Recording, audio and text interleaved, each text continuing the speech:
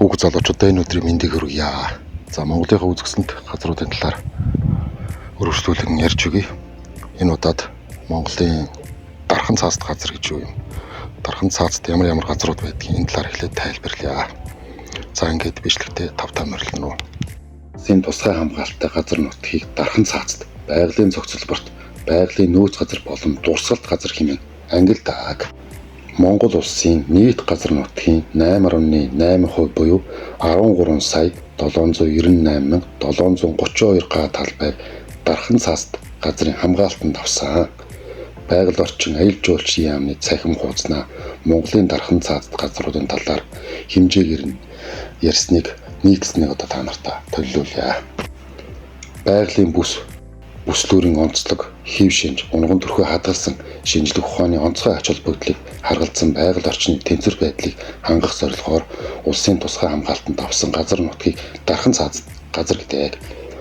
Богдхан уул нь Монголын анхны дархан цаазт газруудын нэг юм аа. Зөвхөн Монголдоо төдийгүй дэлхийд анхны дархан цаазт газар гэдэг тооцогддог. Анх 1294 онд Их Юан улсын хааны зарилгаар Богдхан уулыг Отгон тэнгэр хайрхан хан хинтээ Алтайн нүсэр давааны хамтаар байгалийн дархан цаазт газраар аль бие ёсоор хуульчилж байсан байна. Бүр Юан гүрний үед орчин үеийн Монгол улсад 22 байршлын дархан цаазт газар байх бөгөөд энэ талаар одоо би ярьж өгье. Онгон бүс, хамгаалтын бүс, хязгаарлалтын бүс гэж 3 ангилдаг. За тэрхүү 22 дархан цаазт газрын нэрийг дурдвал нэгт Алтан хэлсний дархан цаазт газар 150,244 га талбайг 1993 онд хамгаалтанд авсан. Түргэн уулын дархан цаазт газар 130,473 га талбайг. Уус нуурын айс сав газар дархан цаазт газрыг 441,223 га талбайг 1993 онд хамгаалтанд авсан. Хасаг тайрхны дархан цаазт газар 26,760 гааг 1965-аас 1995 онуудад хамгаалтанд авсан. Хөгсөрхийн нуруу 75,749 га талбайг хамгаалтанд авсан. Цагаан шувуутын дархан цаазт газар 33,305 га талбайг дархан цаазт газар болгосон хамгаалтанд авсан.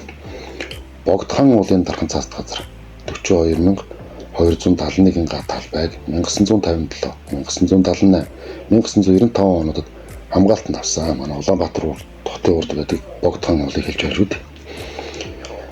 8 дугаарт Ноён уулын дархан цаазт газар 21,665 га талбай 2020 онд хамгаалтанд авсан.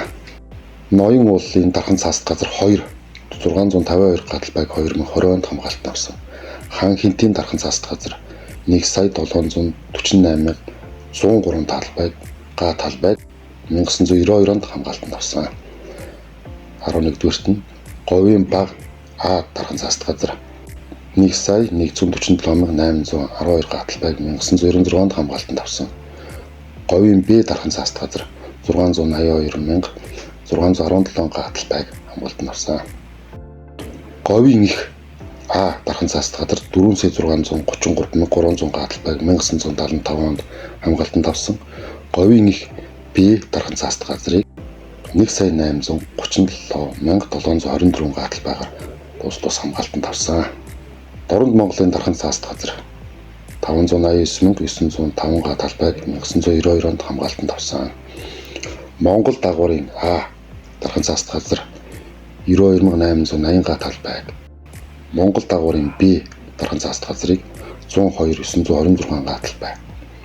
Нөмөргийн дархан цаазт газар 587,744 га талбай.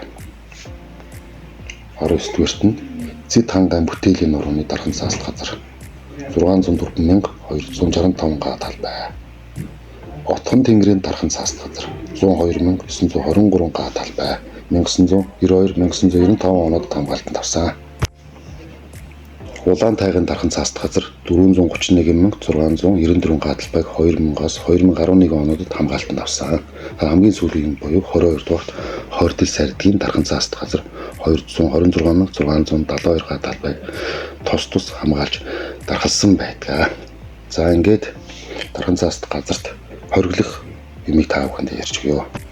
дархан цаазд газар хагалах, ухах, тэслэхий хийх, ашигт малтмал хайх, олборлох, элс хайрах, чулуу авах, мод зэгш, шагшуурга бэлтгэх, хязгаарлалтын бүсээс бусад газарт зам тавих, байгалийн дагалт баялаг, эмийн, хүнсний болон техникийн зориулалттай ургамлыг үйлдвэрлэлийн зориулалтаар түүж бэлтгэх, хортон шавд, мэрэгчиж, түүмэртэй тэмцэх, тэдгээрээс сэргийл арга хэмжээ, байгаль орчин сөрөг нөлөөлөх арга, техникийн бодис хэрэглэх, хөрс ус агаарыг бохирдуулах аливаа үйл ажиллагаа явуулах, хамгаалтын захиргааны зөвшөөрлгүй нохоо дагуулж, буу авч явах, агаарын хөлгөөр буулт хийх, хит нам өндрөөр нислэг үлдэх, өвөлжөө хаваржаа намарчаа цуслангийн барилга байгууламж барих, зохих зөвшөөрлгүйгээр мал бэлчээрлүүлэх, нуур, мөрөн, гол горих, булаг шам зэрэг ил задгай усыг үйлдвэрийн зориулалтаар ашиглах зэргийг хориглодог байх нэ.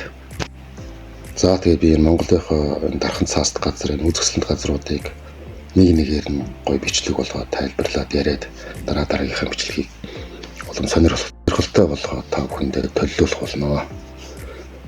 За энэ удаагийн дугаар өнгөрлөө. Түр баяртай.